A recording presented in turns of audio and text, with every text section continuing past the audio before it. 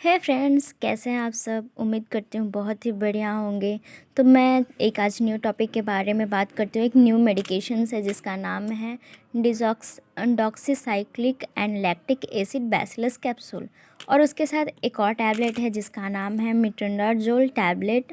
ये Flagyl company का है जो 400 mg का है। तो चलिए इसको बारे में हम जानते हैं, क्या होता है, ये किस काम में आता है, किस डिजीज़ में इसको दिया जाता है, इसका साइड इफ़ेक्ट होता भी है या नहीं होता है। चलिए इसके बारे में क्या जानते हैं सारी बातें, और इसका प्रिवेंशन किस किस डिजीज़ में करेंगे ये भी बात करेंगे। तो चलिए जानते हैं पहले doxycycline and lactic acid bacillus capsules के बारे में। तो ये जो टैबलेट है वो बिलोंग करता है एंटीबायोटिक मेडिसिन ग्रुप से। एंटीबायोटिक मेडिसिन ग्रुप से बिलोंग करता है। इसका मतलब ये कि एक एंटी बैक्टीरियल इन्फेक्शन से, मतलब बैक्टीरियल इन्फेक्शन से ये हमें प्रिवेंट करता है।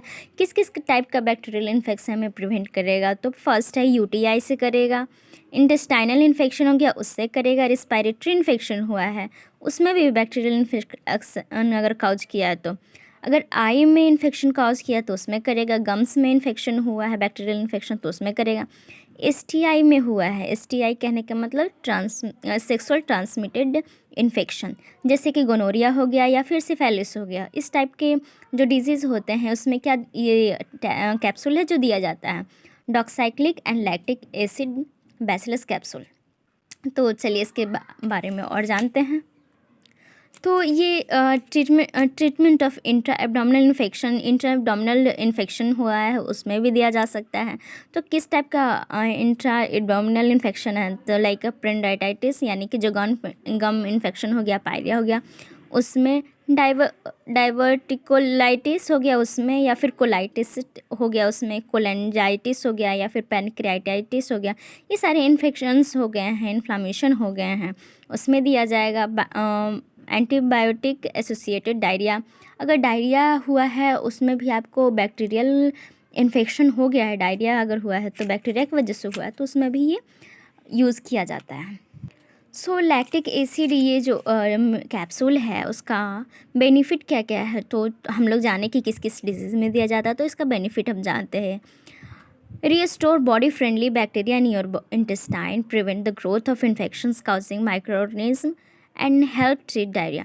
तो ये जो माइक्रो ऑर्गेनिज्म है, बैक्टीरियल इन्फेक्शन है, उसको ग्रोथ नहीं होने देगा, उसका ग्रोथ को प्रिवेंट करेगा, स्टॉप करेगा। और जो लैक्टिक बैसिलस, अगर कोई अननोन काउजेज़ के वजह से भी अगर बैक्टीरिया का इन्फेक्शंस हो रहे हैं कहीं अदर बॉडी पार्ट्स में भी, तो उसमें भी ये ट्रीट कर सकता है। तो चलिए इसके डोजेज़ के बारे में बात करते हैं कि इसका क्या क्या डोजेज़ होते हैं। ये एक दिन में दो कैप्सूल ले सकते हैं क्या? तो ये आपके डोजेज़ आपके डिज़ीज़ के अकॉर्डिंग रहेंगे। अगर डिज़ीज़ नॉर्मल है तो आपको ज़्यादा प्रिस्क्राइब नहीं करेंगे डॉक्टर। अगर डिज़ीज़ आपका एडवांस स्टेज में चला गया है तो उसके हिसाब से भी कर सकते हैं। बट एक क्वेश्चन आता है, क्या ये दिन में 2 बार ले सकते हैं, इनटेक कर सकते हैं? तो हाँ, ये दिन में 2 बार ले सकते हैं आपके डिज़ीज़ के अकॉर्डिंग, और 2 बार ले सकते हैं, और 1 वीक तक इसको ले सकते हैं। अगर 1 वीक तक डिज़ीज़ ख़त्म नहीं हुआ तो उसको डोजेज़ का जो डॉक्टर आगे भी बढ़ा सकते हैं। बट अगर कंप्लीट हो चुका है, उसका जो डिज़ीज़ है वो ख़त्म हो चुका है, तो उसको वहीं पर स्टॉप कर दिया जाता है। मन में एक और क्वेश्चन होता है, ये तो एंटीबायोटिक और एंटीबायोटिक क्या प्रेगनेंसी में दिया जा सकता है? ये प्रेगनेंसी में सेफ़ रहेंगे या नहीं? तो ये प्रेगनेंसी में एंटीबायोटिक जनरली नहीं दिया जाता है, बट अगर आपको डॉक्टर सजेस्ट करते हैं तभी लेना है, वरना प्रेगनेंसी में ये मेडिसिन नहीं लेना है। अगर आपको उस कंडीशन है वैसा कि आपको लेना पड़े तो डॉक्टर ही प्रिस्क्राइब करेंगे। तो इसका बेनिफिट्स के बारे में जान चुके हैं। अब हम बात करते हैं कि इसका साइड इफ़ेक्ट क्या क्या होगा जब हम डिजीज़ ले रहे हैं, जब हम मेडिसिन ले रहे हैं तो फिर उसका साइड इफ़ेक्ट्स भी तो कुछ होगा ना। तो इसका साइड इफ़ेक्ट क्या क्या है चलिए जानते हैं। ड्राई स्किन होगा, अर्थेमिया होगा, अर्थेमिया कहने मतलब स्किन रेडनेस आपको देखने को मिलेगा, ब्लरी सेंसेशन होगा, इचिंग होगा, स्किन इरिटेशन होगा, और स्किन रैसेस भी देखने को मिल सकता है। स्किन रिलेटेड आपको प्रॉब्लम देखने को मिलेगा। तो क्या ये जो पेल्विक इन्फेक्शन होता है उसमें भी ले सकते हैं? हाँ, तो पेल्विक इन्फेक्शन हुआ है उसमें भी आप ले सकते हैं। 100 mg का होता है तो वो दिन में 2 बार, यानी कि आफ्टर 12 आवर के बाद ये ले सकते हैं हम 1 वीक तक। एक क्वेश्चन होता है lactic acid good for a daily uses, जो इसमें तो जो कैप्सूल में लैक्टिक एसिड प्रेजेंस है, तो क्या इसमें हम डेली लेंगे तो हमारे लिए सेफ़ रहेगा? तो जैसे प्रिस्क्राइब किया गया है तो कुछ दिन तक आप डेली लेंगे तो कोई हार्मफुल नहीं होगा, डिजीज़ को वो ख़त्म करने में हेल्प करेगा। बट अगर आप इसको लंबे टाइम तक ले रहे हैं, 1 मंथ 2 मंथ तक ले रहे हैं, तो ये आपके लिए सेफ़र नहीं रहेगा। और ये एंटीबायोटिक का जो रेट है, कंसंट्रेशन है, वो आपके बॉडी में ज़्यादातर हाई होने लगेगा और उसके वजह से आपको सीरियस स्किन प्रॉब्लम देखने को मिल सकता है। तो ये लेने से पहले आप ज़रूर अपने डॉक्टर से ज़रूर कंसल्ट कीजिए कि आपको ऐसा कोई अगर और सिम्टम्स दिख रहे हैं तो और सिम्टम्स के बारे में बताइए कि इसके वजह से भी साइड इफ़ेक्ट हो रहे हैं, तो आपको उसका जो डोजेज़ हैं वो कम भी बता सकते हैं। तो मैं एक और मेडिसिन आपको दिखाई थी जिसका नाम है मेट्रोनडाज़ोल टैबलेट फ्रैजल 400 mg। तो इसका क्या फंक्शन होता है, इसका क्या वर्क होता है, इसके बारे में भी बात कर लेते हैं।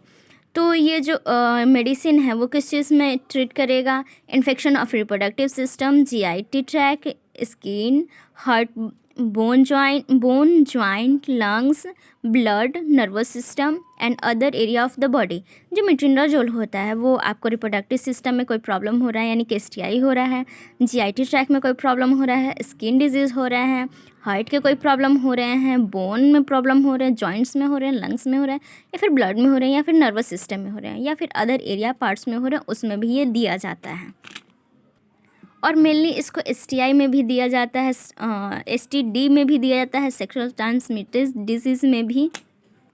अगर आपको क्रोनिक ट्राइकोमा डिजीज इन्फेक्शन हुआ है, आपको क्रोनिक ट्राइकोमा इन्फेक्शन हुआ है, उसमें भी आप इसको यूज़ कर सकते हैं।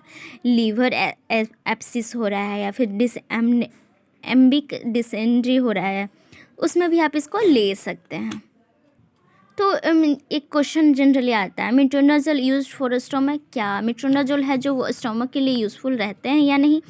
तो बात करते हैं, चलिए। Use for treatment treating many bacteria infections that are the cause in vagina, stomach, intestine, liver, skin, joint, brain, heart and स्पायरेट। तो हम ऊपर बात किए हैं, पहले बात किए हैं।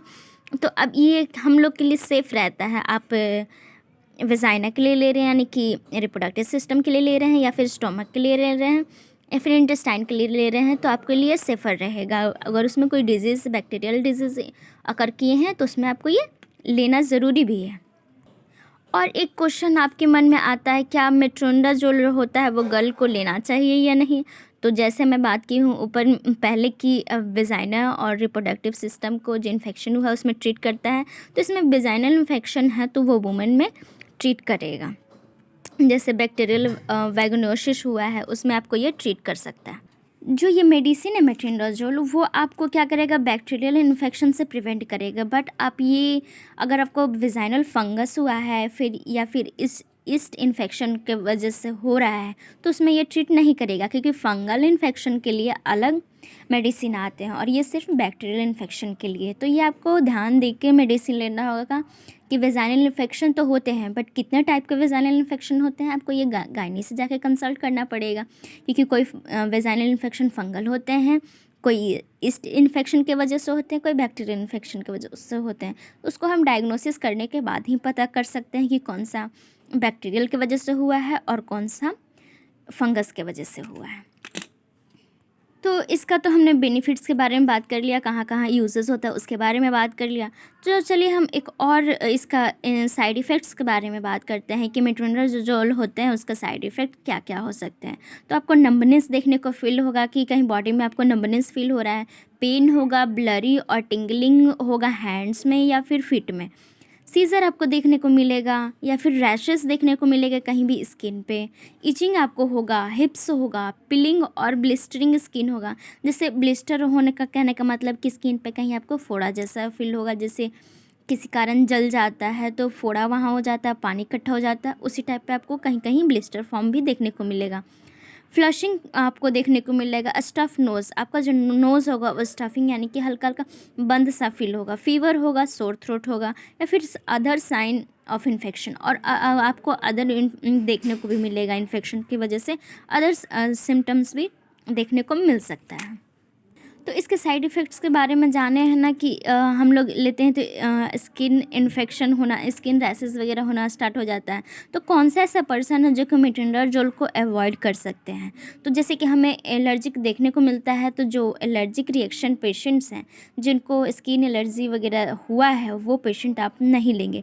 या फिर अदर मेडिसिन आप ले रहे हैं तो उसके साथ ये मेडिसिन नहीं लेंगे, और बिना डॉक्टर के प्रिस्क्राइब किए हुए नहीं लेंगे, क्योंकि डॉक्टर्स हर सिम्टम्स को आपको जांच के डायग्नोसिस करने के बाद ही आपके लिए एक सूटेबल मेडिसिन आपको प्रोवाइड करते हैं, प्रिस्क्राइब करते हैं। इसीलिए आप ऐसे ही अपने खुद से नहीं ले सकते। अगर लीवर प्रॉब्लम हो रहा है तो उसमें भी आपको ये साइड इफ़ेक्ट देखने को मिल सकता है। इसीलिए एक डोजेज इसका बताते हैं डॉक्टर कि आप दिन में 2 बार ले लीजिए या फिर 1 बार लीजिए, क्योंकि आपके डिजीज़ के अकॉर्डिंग ही बताएंगे। तो फ्रेंड्स, आपको ये दोनों मेडिसिन के बारे में इन्फॉर्मेशन कैसा लगा प्लीज़ कमेंट में ज़रूर बताइएगा। चैनल को सब्सक्राइब कीजिएगा और वीडियो को लाइक कीजिएगा। Thank you so much. Bye.